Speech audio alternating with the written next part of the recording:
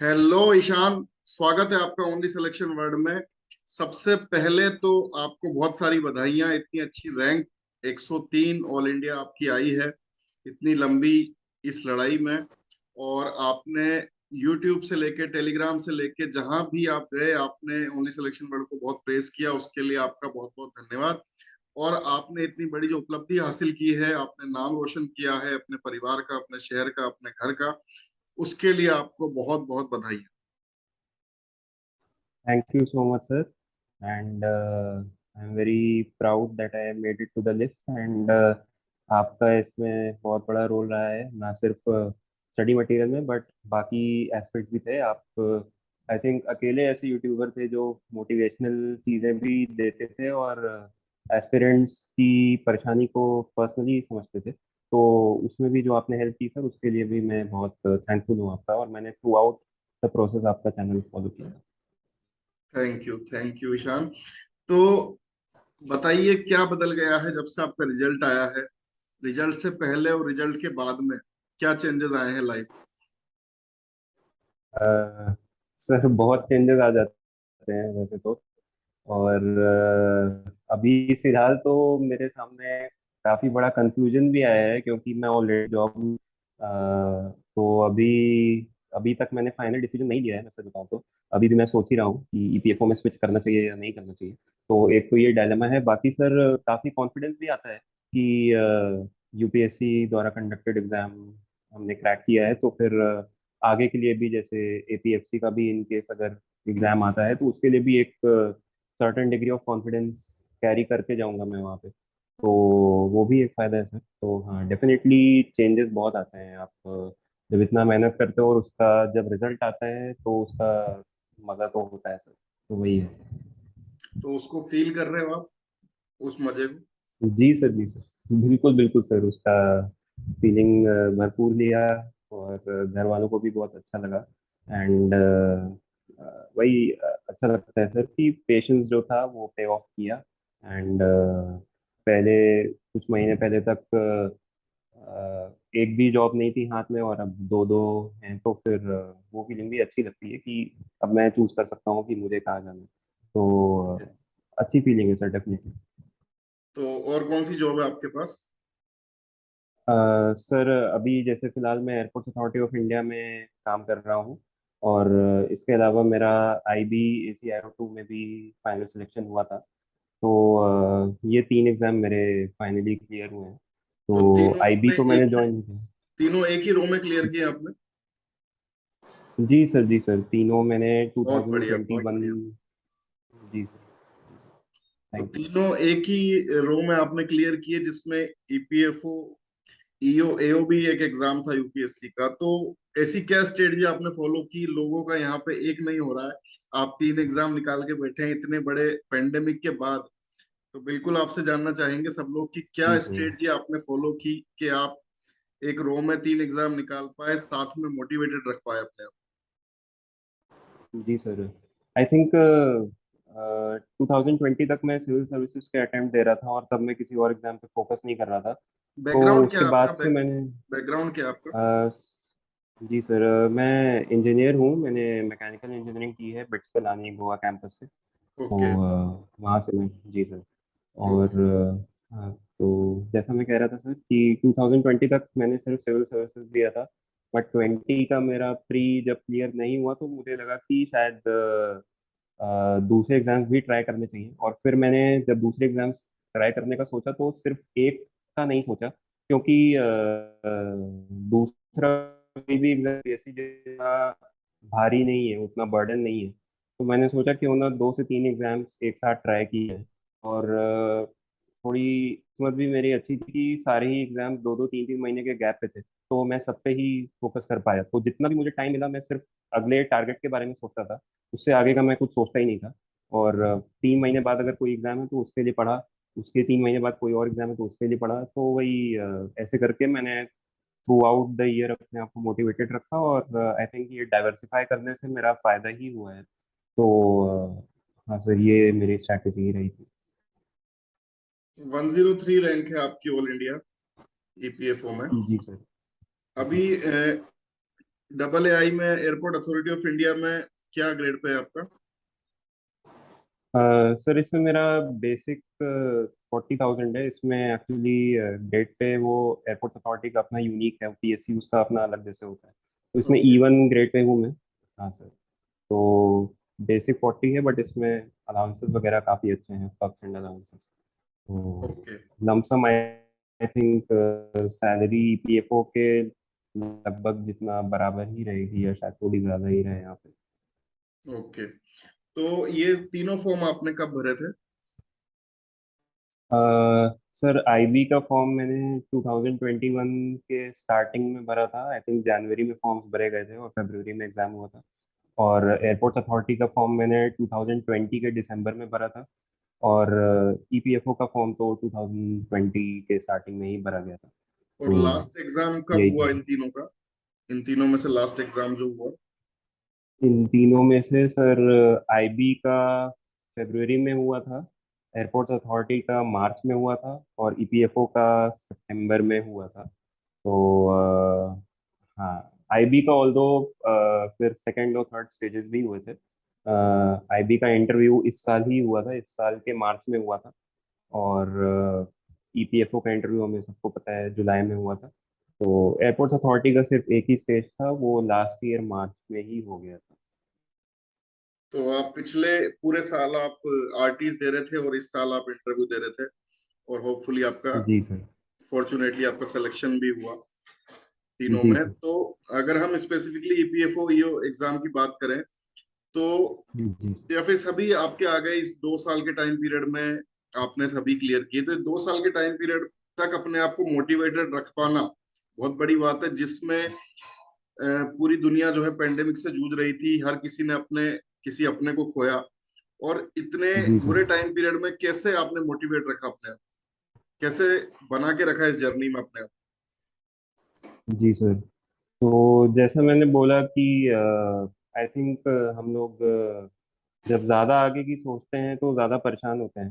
तो मैंने वो चीज़ पहले मैं भी करता था, बट मैंने फिर बीच में करना बंद कर दी। और मैंने जैसे बोला कि मैं सिर्फ अपने नेक्स्ट एग्ज़ाम डेट तक ही सोचता था, उसके आगे मैं सोचता ही नहीं था। तो उससे एक वो रहता है कि एक आप मोटिवेटेड रहते हो कि हाँ भाई 2 महीने में एग्ज़ाम है, तो हर दिन जब आप सो के उठ रहे हो तो एक एक दिन कम हो रहा है। तो उससे मैं उस चीज़ को as a motivating factor use करता था। और एक बार वो एग्ज़ाम ख़त्म हो गया, थोड़ा बहुत आपने ब्रेक लिया, उसके बाद फिर वापस से मैं अपने नेक्स्ट एग्ज़ाम के लिए पढ़ना स्टार्ट कर देता था। तो मुझे वो फिर एक साल में एक साल जैसा लगा नहीं कभी, वो दो दो तीन तीन महीने के पार्ट्स में मैंने बांट दिया था। उससे आसान हो जाता है खुद को मोटिवेटेड रखना। तो आई थिंक इससे मुझे फायदा हुआ। ओके। और ईपीएफओ ईओ का जब एग्जाम आया था तो जनवरी में इसका नोटिफिकेशन आया था, उस टाइम पे क्या जी था आपके माइंड में, और फिर क्या स्ट्रेटजी बना के आपने किस तरीके से इसकी तैयारी करी? सर उस टाइम तो बस मैंने भर दिया था, क्योंकि अच्छा एग्जाम था, अच्छी पोस्ट थी, और उस टाइम मैं सिविल सर्विसेज के लिए पढ़ रहा था, तो मुझे लगा कि काफ़ी पोर्शन मिलता जुलता भी है, तो फॉर्म डेफिनेटली भर देना चाहिए। बट मैंने सीरियसली तो सर बाद में ही पढ़ा है, मैं ऑनेस्टली बताऊं तो। और स्पेशली जब ये लास्ट में टला है, मई से जब ये सितंबर में चला गया एग्जाम 2021 में, तब मैंने इसको बहुत सीरियसली पढ़ा उस टाइम, वो उस बीच में, क्योंकि तभी मुझे टाइम मिल पाया इसके लिए फुली, जो मैंने डिवोट किया। तो मेरे लिए वो चीज़ फॉर्चुनेट थी कि एग्ज़ाम इतना पोस्टपोन हो गया। अगर टाइम पे हो जाता अपने तो शायद मैं, पता नहीं लिस्ट में होता या ना होता, मुझे नहीं पता। बट डेफिनेटली मेरे लिए वो चीज़ फेवर में काम कर गई, जो एग्ज़ाम पोस्टपोन हो गया और मुझे पढ़ने का टाइम मिल गया। तो वो किस्मत थी सर, वो तो मैं एक्सेप्ट करता हूँ। जैसे मैं वीडियो में भी बोलता था, जैसा कि कई नए लोग ऐड हो जाएंगे और कई पुराने लोग बाहर हो जी। जाएंगे, तो बिल्कुल बिल्कुल सर। वैसा हुआ भी सही। बिल्कुल। और जो आपने बिल्कुल। बोला कि हर मतलब एक अगले एग्जाम तक ही सिर्फ आप सोचते थे, मुझे ऐसा याद आ रहा, मैंने ऐसा किसी वीडियो में बोला था कि सिर्फ आपको अगले एग्जाम तक ही सोचना जी है। सर। तो बिल्कुल बिल्कुल सर। उस चीज से फायदा मिला आपको। Definitely sir, definitely. और जब इसमें सब्जेक्ट्स की तैयारी किस तरह से चालू की आपने? सर सब्जेक्ट्स में जैसा मैंने बोला कि जीएस मुझे, मैं काफ़ी कॉन्फिडेंट था क्योंकि मैं सिविल सर्विसेज के लिए पढ़ चुका था, तो उससे मुझे उम्मीद थी कि मैं ठीक ठाक कर लूँगा। मैंने सिर्फ अपना यूपीएससी के टाइम की चीज़ें ही रिवाइज की, कुछ नया नहीं पढ़ा। बाकी सर क्वांट और इंग्लिश मेरा जैसा मैंने बताया कि एआई और आईबी का एग्ज़ाम मैं दे रहा था, तो क्वांट और इंग्लिश मेरा वहाँ से कवर हो जा रहा था। और बाकी बचे इस एग्ज़ाम की स्पेसिफिक चीज़ें जैसे accounts, industrial relation, labour laws, तो उसके लिए मैंने फ्री सोर्सेज यूज़ किए थे यूट्यूब से ही, जिसमें आपका भी चैनल था। तो आपके चैनल से मैं मॉक टेस्ट और ये सब भी देखा करता था। तो फ्रीली अवेलेबल सोर्सेज से ही मैंने अपना कवर कर लिया था, और मुझे लगा कि बहुत ज़्यादा डेप्थ में पढ़ने की ज़रूरत नहीं है जो नई चीज़ें हैं। अगर आपको सरफेस नॉलेज भी है तो उससे भी आपका काम हो सकता है। तो ये चीज़ मुझे प्रीवियस ईयर पेपर देख के रियलाइज़ हुई थी, तो मैंने वही फॉलो किया था सर। अच्छा, कितना डेप्थ में जाना है वो आपको प्रीवियस ईयर पेपर से आपने उसको एनालाइज किया और वो सही रहा आपके हिसाब से वो स्टडी? बिल्कुल सर, क्योंकि उससे टाइम भी बचा मेरा, और मैंने सिर्फ रेलिवेंट चीज़ें पढ़ी जो नए सब्जेक्ट थे मेरे लिए, उसमें मैंने इररेलेवेंट मुझे नहीं लगता कुछ भी पढ़ा। तो सिर्फ रेलिवेंट चीज़ें पढ़ के गया, और उससे परफॉर्मेंस भी ठीक ठाक रही थी मेरी। तो आई थिंक वो स्ट्रैटेजी ही सही रहती है। आप प्रीवियस ईयर पेपर से बिल्कुल जज कर सकते हो कि कितना पढ़ना है और कितना नहीं पढ़ना है। ओके, तो प्रीवियस ईयर एनालिसिस के जितने भी वीडियो मतलब मैं बनाता हूँ उससे ये है कि मतलब आपको लगा कि वो स्ट्रेटजी सही है प्रीवियस ईयर पेपर को एनालाइज करना?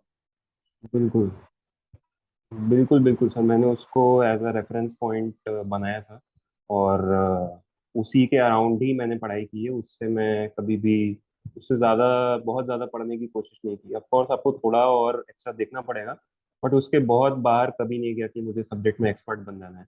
ऐसा मैंने कभी नहीं सोचा, और आई थिंक वैसा ही सबको करना चाहिए, क्योंकि अ, वैसे तो पढ़ने के लिए बहुत सारी चीज़ें हैं, but I think previous year paper is a good reference point जिससे कि आप अपने आप को लिमिट कर सकते हो। ओके, टेस्ट सीरीज वगैरह कहाँ से फॉलो किया आपने? सर टेस्ट सीरीज करने का तो टाइम नहीं था मेरे पास कि मैं डेडिकेटेड टेस्ट सीरीज परचेज करके उसको लगाऊं, क्योंकि जैसे मैंने बोला मैं और भी एग्जाम्स दे रहा था। तो बट स्टिल आपके जो मॉक टेस्ट हुआ करते थे उनका अगर मैं टेस्ट पेपर सॉल्व नहीं भी कर पाया तो भी मैं, आप सॉल्यूशंस का वीडियोस बनाते थे तो मैं वो वीडियोस पास फॉरवर्ड करके देख लिया करता था। तो उस इस तरह से मैंने और भी जो भी फ्री सोर्सेस थे वहाँ से सर टेस्ट सीरीज रिवाइज कर, तो उससे ज़्यादा मैंने प्रैक्टिस अनफॉर्चुनेटली नहीं हो पाई थी। मैं करना चाहता था बट टाइम की कमी की वजह से नहीं हो पाया था। बट इतना भी आई थिंक मैं करके गया था, तो उससे भी डेफिनेटली फायदा हुआ मुझे। ओके, सारे फुल लेंथ टेस्ट वगैरह दिए आपने, मतलब हमारे यहाँ जितने भी थे वो सब आप करके गए? जी सर, जी सर। तो हाँ हाँ उस सर, वीडियोस तो, देखा करते थे। तो उससे फायदा मिला आपको मेन रिटर्न में, आरटी में जाके? जी सर बिल्कुल। Test series I think revision के लिए बहुत ही अच्छा एक सोर्स होता है, और उससे हमें ये नहीं एक्सपेक्ट करना चाहिए कि डायरेक्ट कोई क्वेश्चन आ जाएगा। उससे आई थिंक जो हमने पढ़ा होता है वो ओवरऑल हमारी अंडरस्टैंडिंग कॉम्प्रिहेंसिव होती है, और दूसरा चीज़ें रिटेन होती हैं। अगर आप टेस्ट में कुछ गलत करते हो या आपको नहीं आता है और फिर आप आंसर देखते हो तो वो चीज़ जहन में रह जाती है। तो डायरेक्टली इनडायरेक्टली वो डेफिनेटली एग्जाम में काम आता ही आता है। और ये जो लास्ट में आपने समराइज करना होता है चीज को, ठीक है, सारे सब्जेक्ट्स को जी हमें जी 10 दिन में पढ़ना होता है, 15 दिन में पढ़ना होता है, वो कैसे किया आप? जी जी जी।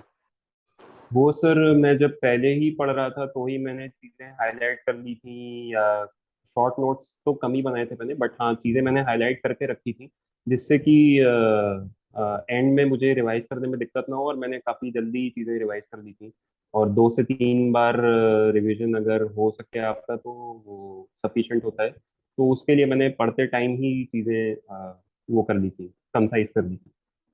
किसी वीडियो वगैरह का भी सहारा लेते थे लास्ट में जब एकदम पीक टाइम आ जाता है? तो आपके जो नोट्स थे उन्हीं से, या फिर जैसे मेरे वीडियोस थे या किसी के वीडियोस थे तो शॉर्ट कंसाइज मैराथन वगैरह उनसे भी यूज किया आपने उनको?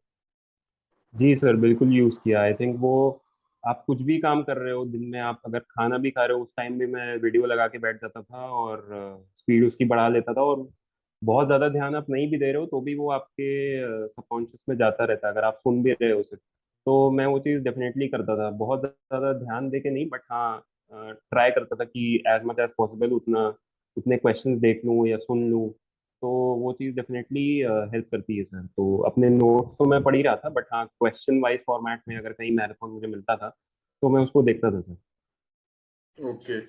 और आरटी में कितने मार्क्स बन रहे थे आपके शाम? आरटी में सर अगर मैं अंदाज़ा लगाऊं तो आई थिंक 190 टू 195 के आसपास मेरे होने चाहिए। बट इसमें वेरिएशन भी आ सकता है डिपेंडिंग ऑन आंसर की, सो बट स्टिल हाँ अराउंड इतने ही होने चाहिए। ओके। तो इंटरव्यू के लिए फिर क्या किया आपने आरटी के बाद में? इंटरव्यू गाइडेंस कहाँ से ली? इंटरव्यू सर जैसा कि मैंने बताया, मैंने आईबी का इंटरव्यू भी मार्च में दिया था, इसी साल के मार्च में। तो उस टाइम पे मैंने अपना डैफ अच्छे से स्टडी किया था, उसको प्रिपेयर कर लिया था। तो जो स्टैटिक पोर्शन होता है इंटरव्यू का अगर हम बोले तो वो चीज़ मेरा प्रिपेयर्ड था। और बाकी मैंने बस करंट अफेयर्स वगैरह थोड़े और फॉलो कर लिए थे अपने इंटरव्यू के पहले। और उसके अलावा सर थोड़े बहुत फ्री मॉक्स जो भी कोचिंग ले रही थी उनके मैंने एक एक दो दो मॉक्स फ्री वाले दे लिए थे। इसके अलावा मैंने कुछ भी अलग से नहीं किया था सर। तो इतना आई थिंक इतना सफिशिएंट है, अगर कोई अपनी प्रोफाइल सही से स्टडी करके जाता है और करंट अफेयर्स उसके अच्छे हैं और कॉन्फिडेंट हैं अगर आप, तो फिर आई थिंक इंटरव्यू में उतनी दिक्कत नहीं होनी चाहिए। ओके। तो आपने बताया कि मोटिवेटेड आपको रहने के लिए, क्योंकि आपके बैक टू बैक एग्जाम्स थे 2 से 3 महीने में, तो आप जी सर। ऑलरेडी मोटिवेटेड रहते थे। इसके अलावा कोई वीडियोस वगैरह देखते थे, कोई गाने वगैरह सुनते थे, कोई पर्टिकुलर वीडियो जिसने आपको मोटिवेट किया हो, कोई पर्टिकुलर चैनल, या किसको यूज करते थे आप मोटिवेटेड रहने के लिए? आ, सर मतलब मैं अपने फ्री टाइम में चेस देखना बहुत पसंद करता हूँ और खेलना भी ऑनलाइन कभी कभार। तो काफ़ी मैं चेस टूर्नामेंट्स देखा करता था कभी भी खाना खाते टाइम या जो भी। तो वो एक मेरी हॉबी भी है। तो चेस में फॉलो करता हूँ, अभी भी फॉलो करता हूँ, तो उससे मुझे काफ़ी अच्छा लगता है खेल के भी और देख के भी। वो एक अच्छा टाइम पास हुआ करता था। बाकी तो सर वही है, मतलब मैं कभी भी सोशली आइसोलेट नहीं हुआ। मैं टच में रहता था लोगों के, भले दो चार लोग ही हों, लेकिन उनके टच में रहता था, जिससे कि मुझे कभी ऐसा नहीं लगा कि मैं एकदम कट के बैठा हूँ किसी से या वैसा कुछ भी। तो आई थिंक वो भी एक बड़ा फैक्टर होता है। कई लोग सोचते हैं कि आइसोलेट हो जाने से एग्जाम निकलते हैं, बट मेरे हिसाब से वैसा नहीं है। आपको कम लोग ही सही, बट लोगों के टच में रहना चाहिए। उससे भी आप कभी भी लो फील कर रहे हैं तो आपका मूड चेंज हो सकता है और वापस मोटिवेशन आ सकता है। तो मेरा सपोर्ट सिस्टम भी काफ़ी अच्छा है सर, तो वो भी एक बड़ा मोटिवेटिंग फैक्टर था मेरे लिए। ओके, हमारे वीडियोस देखे आपने ओनली सिलेक्शन के मोटिवेशन के लिए? जी सर बिल्कुल, आप भी टाइम टू टाइम जो भी देते रहते थे उसमें भी सर मैं ज़रूर से देखता था, आपके सारे वीडियोस देखता था। तो वो भी बहुत ही हेल्पफुल थे। और आई थिंक आप अकेले यूट्यूबर थे जो एकेडमिक्स के अलावा भी एस्पिरेंट्स की बाकी एस्पेक्ट्स पे भी ध्यान देते थे, तो वो चीज़ मुझे बहुत अच्छी लगती थी। तो इसलिए भी मैं आपका चैनल रेगुलरली फॉलो करता था, और वो भी एक एस्पेक्ट था। मोटिवेशनल वीडियो तो मैंने आपका शायद एक भी नहीं छोड़ा होगा, सारे ही देखे हैं, तो क्या? डेफिनेटली वो भी काम करता है। Thank you, thank you. अच्छा, तो ये जो आपकी पूरी जर्नी रही और आपने हम्म। अचीवमेंट किया, तो इसमें किस किस का रोल रहा? आप किस किस को श्रेय देना चाहेंगे इसका? मैं सर सबसे पहले तो मेरे पेरेंट्स का, उसमें भी स्पेशली मेरी मदर का।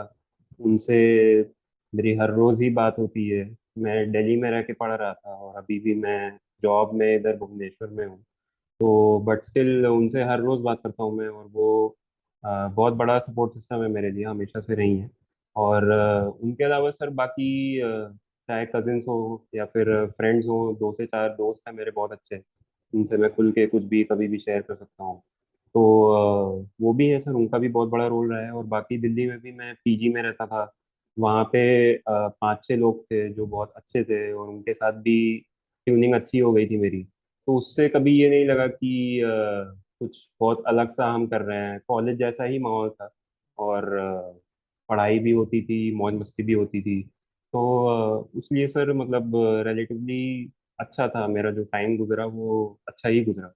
तो ऑब्वियसली उसमें लो पॉइंट्स आते हैं, आप डिसअपॉइंट होते हो रिजल्ट जब नहीं आते हैं, या बहुत मेहनत कर रहे हो, बहुत टाइम लग रहा है आउटपुट आने में, तो ऑफकोर्स डिसअपॉइंटमेंट आता है।